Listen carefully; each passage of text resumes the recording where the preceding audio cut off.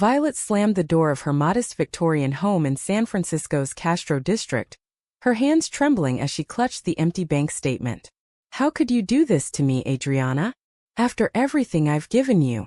The words echoed through the hallway, but her daughter stood defiant, her homophobic boyfriend smirking in the shadows, unaware that Violet's young granddaughter, hidden upstairs, had just overheard the confession that would unravel their deceit. Violet Harper had always believed in the unbreakable bond of family, forged in the fires of her own turbulent life. Born in the heart of America's counterculture era, she came out as a lesbian in the 1970s, marching in the first pride parades when the world still spat venom at people like her. Now at 62, retired from her job as a community organizer for LGBTQ+ rights, she lived a quiet life in the vibrant Castro neighborhood, surrounded by rainbow flags and memories of lost loves. Her pension, hard-earned after decades of advocacy, was her lifeline, a modest sum that allowed her to volunteer at the local center and spoil her only granddaughter, little Mia, who was just turning 8.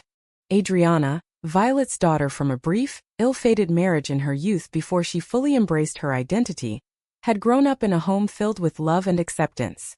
But somewhere along the way, the seeds of resentment took root. Adriana blamed her mother's sexuality for the bullying she endured in school, the whispers about that dyke mom. She rebelled by dating men who embodied the opposite, straight-laced, conservative types who echoed the prejudices Violet had fought against her whole life. Her latest boyfriend, Derek, was the worst. A loudmouthed real estate agent from the suburbs who tossed around slurs like confetti at a parade he despised. It started small.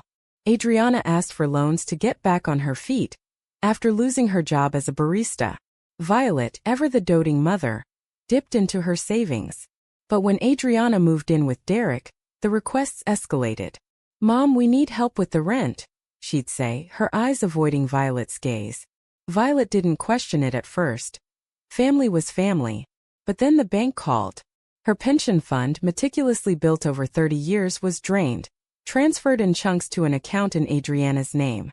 Over $200,000 gone, funneled to Derek's failing business ventures, all while he mocked Violet behind her back, calling her that old queer who didn't deserve a dime. The confrontation erupted on a crisp autumn evening. Violet had invited Adriana and Mia over for dinner, hoping to mend the growing rift. But as she checked her accounts to buy Mia a birthday gift, the truth hit like a freight train. "You stole from me," Violet whispered, her voice breaking as Adriana confessed under pressure. Derek lounged on the couch, chuckling. "Come on, Vi, it's not like you need it. You're alone anyway. No family to leave it to accept us." Adriana didn't defend her mother. Instead, she nodded weakly, tears streaming down her face. "We were desperate, Mom. Derek said it was just borrowing." Upstairs, Mia huddled in the guest room, her small ears pressed against the door. She adored her Nana Violet, the woman who read her stories about brave princesses who loved other princesses, who took her to the zoo and whispered secrets about fighting for what's right. Mia didn't understand all the words, but she knew hurt when she heard it. That night, as Violet wept alone in her kitchen, Mia slipped downstairs and hugged her tightly. "I love you, Nana. Don't cry." It was a spark of innocence in the storm, but Violet had no idea it would ignite a fire of redemption. The next days blurred into a haze of betrayal. Violet consulted a lawyer, but the transfers were cleverly disguised as gifts, Adriana's name on the joint account from years ago when Violet trusted her blindly. "It's a family matter," the attorney said sympathetically. "Proving theft will be tough without evidence." Violet felt the weight of her age, her isolation. Her longtime partner, Elena, had passed away 5 years earlier from cancer, leaving a void no one could fill. Friends from the community rallied, but the emotional toll was crushing. She wandered the streets of San Francisco, past the murals of Harvey Milk and the bustling cafes where she once found solace. Adriana, meanwhile, basked in temporary relief. Derek proposed with a flashy ring bought with Violet's money, and they planned a wedding in the Napa Valley, ironic, given his disdain for the liberal elite. But cracks appeared. Adriana caught Derek sneering at a gay couple in a restaurant, his words echoing her childhood traumas.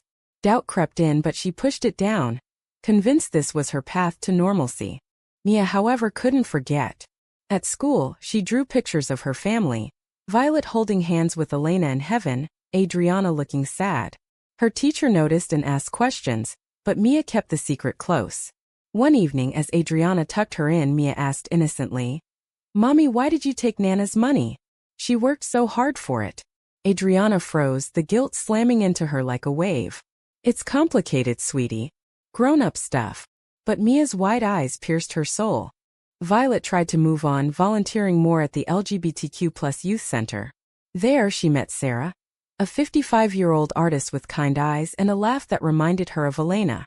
They bonded over shared stories of coming out in a hostile world, their conversations turning flirtatious. For the first time in years, Violet felt a spark of romance, a gentle budding connection that promised healing. But the drama escalated when Derek's business collapsed under the weight of bad investments. Creditors called and he blamed Adriana, screaming that her freak mom had cursed them. In a fit of rage, he revealed texts mocking Violet, calling her pension reparations for being a sinner. Adriana's world shattered. She confronted him, but he gaslighted her, saying she was overreacting. Torn, Adriana showed up at Violet's door one rainy night, soaked in sobbing. "Mom, I was wrong. He's a monster." Violet's heart ached, but forgiveness wasn't immediate. "You broke my trust, Adri. For him." They talked for hours, peeling back layers of pain. Adriana's internalized homophobia, Violet's regrets as a parent. It was raw, emotional, a step toward mending. Yet, the true turning point came from Mia. Overhearing her parents' fights, she decided to act. With childlike determination, she recorded Derek's rants on her tablet. His homophobic tirades, admissions of using the money fraudulently. "That old lesbian doesn't need it anyway," he slurred one night. Mia, wise beyond her years, emailed the files to Violet from school, attaching a note. "Nana, make him pay. I love you." Violet stared at the evidence, tears blurring her vision. This tiny warrior, her granddaughter, had given her the tool for justice. The email from Mia arrived like a lifeline in the dead of night. Violet sat at her kitchen table, the glow of her laptop illuminating her weary face. The audio files played Derek's voice dripping with venom. "Your mom's pension? Easy pickings. Who cares about some dyke's retirement?" Violet's hands shook as she listened, a mix of fury and heartbreak washing over her. But beneath it, pride swelled for Mia.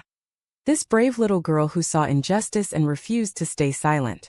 The next morning, Violet called her lawyer again, forwarding the recordings. "This changes everything," the attorney said. "We can prove fraud and coercion." Violet hesitated. Prosecuting her own daughter felt like ripping open old wounds. But Derek? He deserved to face the music. She filed a report with the police, citing embezzlement and hate speech to underscore the motive. San Francisco's progressive courts moved swiftly. Derek was arrested at his office, handcuffed in front of his colleagues as he protested innocence. Adriana, summoned as a witness, crumbled under the pressure. In the holding room, she begged Violet for forgiveness. "I let him poison me, Mom. I was so angry at the world, at you, for making my life different." Violet held her, the embrace tentative but real. "We all make mistakes, honey. But you chose him over me."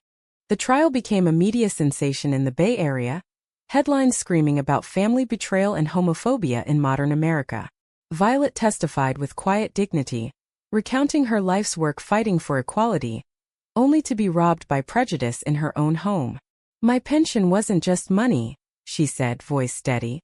"It was my security, earned through blood, sweat, and tears in a world that tried to erase people like me." The courtroom fell silent, jurors nodding empathetically.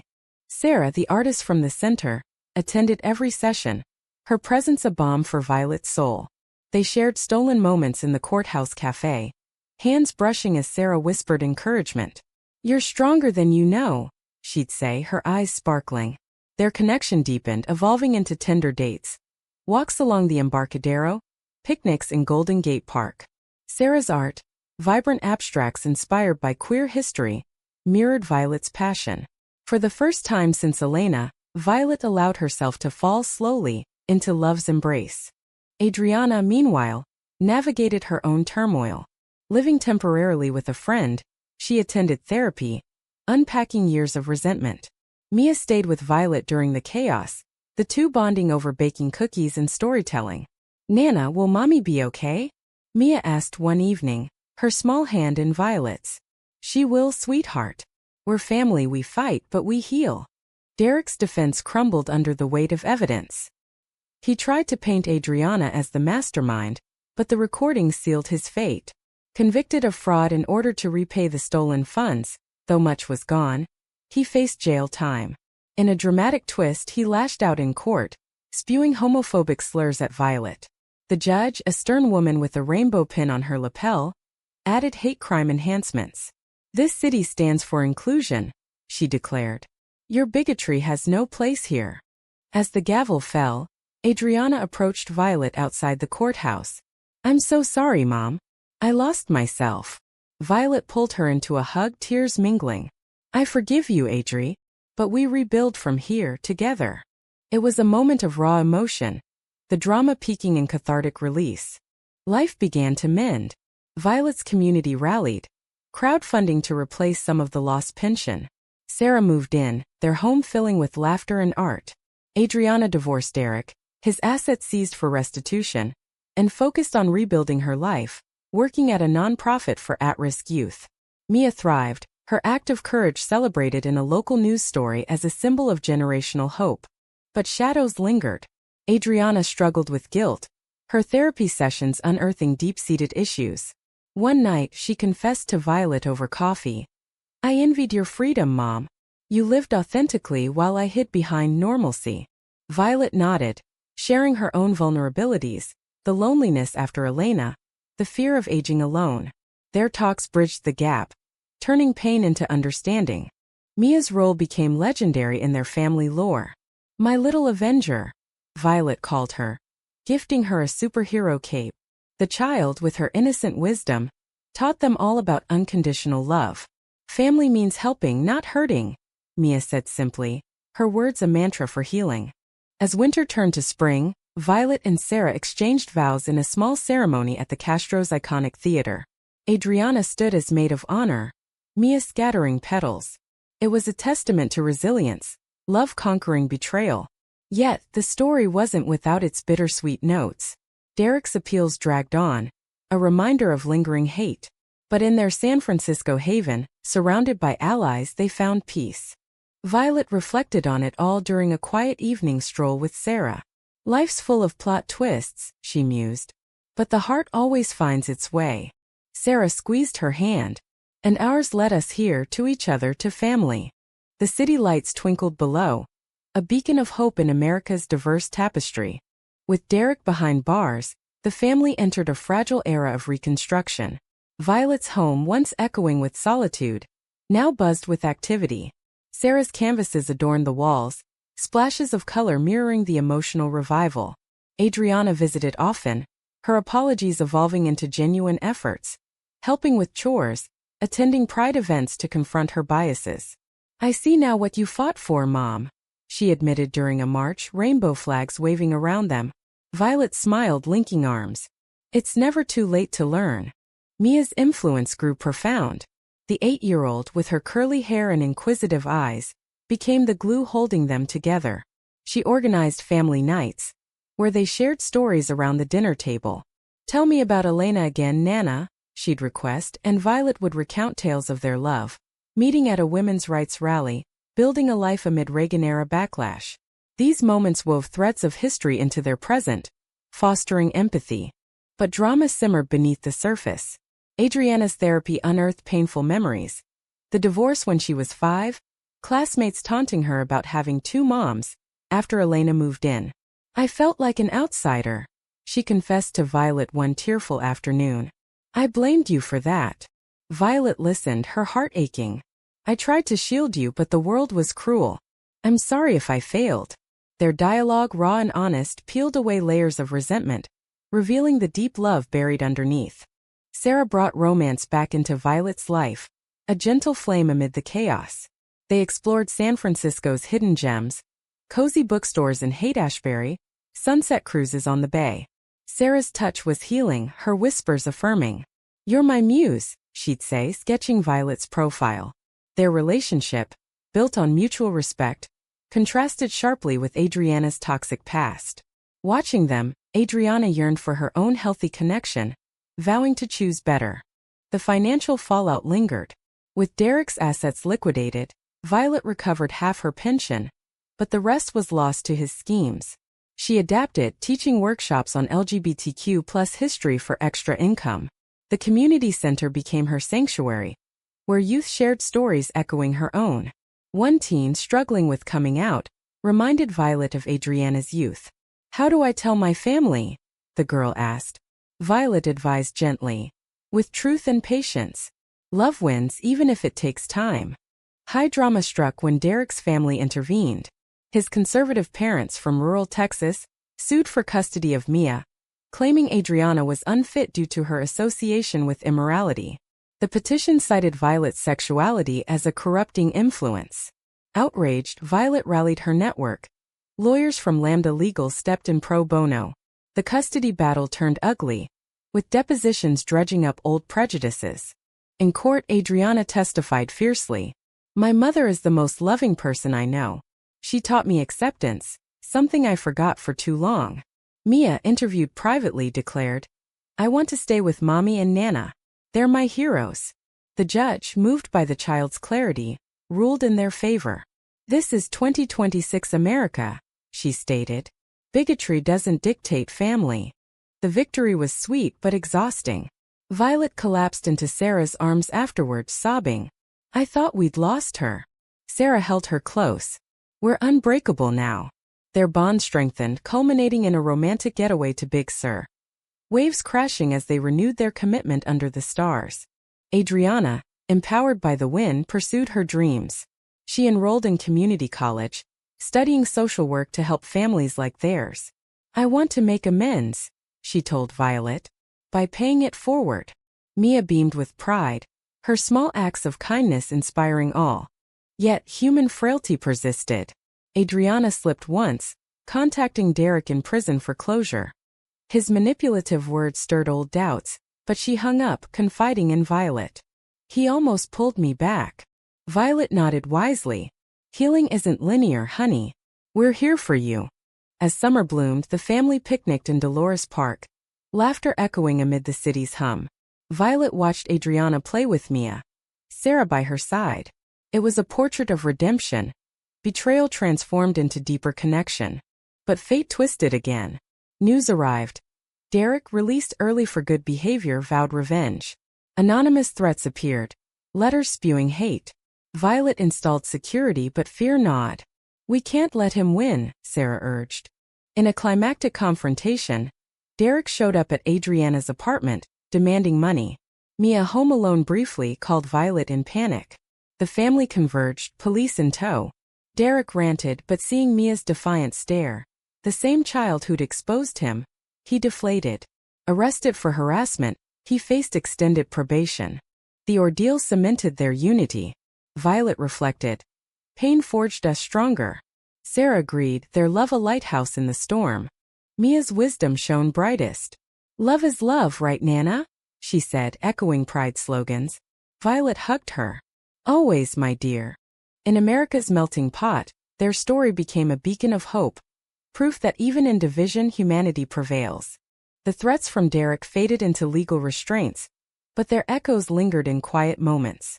Violet found solace in routine morning coffees with Sarah, afternoons at the center mentoring youth.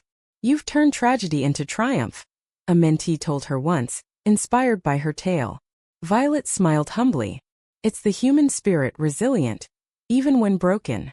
Adriana flourished in her studies, her passion for social work ignited by personal redemption. She volunteered at shelters, aiding families torn by prejudice. "I see myself in them," she shared with Violet over lunch. "The cycle of hurt." Violet nodded, proud. "You're breaking it, Adri. That's your legacy." Mia's growth was miraculous. At 9 now, she wrote a school essay titled My Family's Superpower, Love. It detailed the betrayal and healing, earning accolades. "You're a storyteller like your Nana," Adriana teased. But Mia's eyes held depth. "I just want people to know it's okay to fight for what's right." Romance deepened for Violet and Sarah. They traveled to New York for Pride, marching hand in hand amid cheers. "This is us, unapologetic," Sarah whispered. Back home they hosted gatherings, their Victorian alive with friends' laughter. Sarah proposed on a foggy evening, ring glinting under streetlights. Will you build forever with me? Violet, tears flowing, said yes. The wedding planning brought joy, Adriana designing invitations, Mia choosing flowers. Yet, conflict resurfaced subtly. Adriana dated again. A kind teacher named Mark, free of Derek's toxins. But old insecurities flared when he questioned Violet's influence. He's not like that, Adriana defended, but Violet sensed echoes. A family meeting ensued, emotions raw. Don't repeat mistakes, Violet urged gently. Adriana listened, ending it when doubts persisted. I deserve better for me and Mia. The high point came at Violet's wedding. In a sun-drenched garden overlooking the bay, vows exchanged amid tears. Adriana's toast moved all. Mom, you taught me love's true form, forgiving, fierce. To you and Sarah, eternal happiness. Mia danced, her joy infectious. Post-wedding, life settled into harmony. Violet's pension, partially restored, funded travels. Sarah's art shows in LA, family trips to Yosemite. Nature's grandeur mirrored their emotional landscape. Vast, enduring. But a final twist loomed. Derek, out on parole, contacted Adriana anonymously, pleading for reconciliation. I've changed, he claimed. Tempted by closure, she met him in a public cafe, Violet's warnings ringing. He arrived contrite, but his words slipped into blame. Your mom's lifestyle ruined us. Adriana stood tall. No, your hate did. She walked away, blocking him forever. Sharing with Violet, relief washed over. I'm free now. Violet embraced her. We all are. Mia's 10th birthday marked a milestone. The party, themed heroes, celebrated their journey. Violet gifted her a journal. Write your story, little one. Mia beamed. Ours is the best, full of love. As years hinted at passing, Violet pondered legacy. Her activism continued, inspiring a new generation. Sarah's art captured their essence, portraits of resilience. Adriana graduated, starting a career helping queer families. Mia dreamed big, her heart open. In quiet evenings, Violet and Sarah sat on their porch, watching the city pulse. We've weathered storms, Violet mused, and emerged stronger. Sarah kissed her. Together always. Their tale, whispered in community circles, embodied America's spirit, flawed, fighting, ultimately humane. Time wove its gentle threads, healing scars into faint lines. Violet, now 65, embraced grandparenthood fully as Mia entered her tweens. The girl's curiosity about her family's history led to deep conversations. Nana, why did Mommy take your money? Mia asked one sunny afternoon in the park. Violet chose honesty. Hurt people hurt others, sweetie. But love mends it. Mia nodded thoughtfully. I'm glad I helped. Adriana's career blossomed. She led workshops on overcoming internalized bias, drawing from her story. Redemption is possible, she'd say, eyes meeting participants. At home, she found love with a compassionate woman, surprising all, including herself. It's about the person, not the label, she told Violet shyly. Violet beamed. Welcome to authenticity, honey. Sarah and Violet's marriage thrived, a model of enduring romance. They renewed vows on their anniversary, surrounded by loved ones. In a world of chaos, you're my calm, Violet whispered. Sarah's reply. And you, my fire. The family's bond, forged in fire, proved unbreakable. Holidays in the Castro home overflowed with warmth. Thanksgivings debating politics. Christmases exchanging handmade gifts. Mia's activism budded. She started a school club for LGBTQ+ allies. Inspired by you, Nana, she said. Derek faded into irrelevance, his life a cautionary tale. Rumors of his isolation reached them, but pity replaced anger. He chose hate, Violet reflected. We chose love. As Violet aged gracefully, health scares arose. A minor heart issue swiftly addressed. The family rallied, Adriana at her bedside. You're not going anywhere, Mom. Violet chuckled. Not without a fight. In reflective moments, Violet journaled her life. A memoir of struggle and triumph. Publishers clamored, turning it into a bestseller. Betrayed by Blood. A lesbian mother's journey to justice. Proceeds funded scholarships for queer youth. The story's climax had passed, but its essence lingered in everyday humanity. Adriana's coming out deepened their connection. She and her partner Lena joined family outings. Mia adored her Aunt Lena, the circle expanding. On a poignant evening, the family gathered for a bonfire on Ocean Beach. Waves whispered as they shared dreams. Violet, arm around Sarah, watched Adriana and Lena hold hands, Mia roasting marshmallows. This is it, she thought. The happy ending we earned. Yet life's drama never fully ends. Mia faced bullying at school, echoing Adriana's past. The family united, Violet advocating with administrators, Adriana offering counsel. Mia emerged stronger, her voice amplified. In America's evolving landscape, their narrative inspired change. Violet spoke at conferences, her message resonant. Family isn't blood. It's choice, forgiveness, love. As the sun set, painting the sky in hues of hope, Violet felt profound peace. Betrayal had tested them, but humanity prevailed. A testament to the heart's capacity for redemption. The end came not in tragedy but quiet fulfillment. Violet passed peacefully at 80, surrounded by generations she'd shaped. Her legacy. A world a bit kinder, love's a bit deeper. But in this tale we close on vibrancy. Lives intertwined, hearts healed. Love in all forms conquers.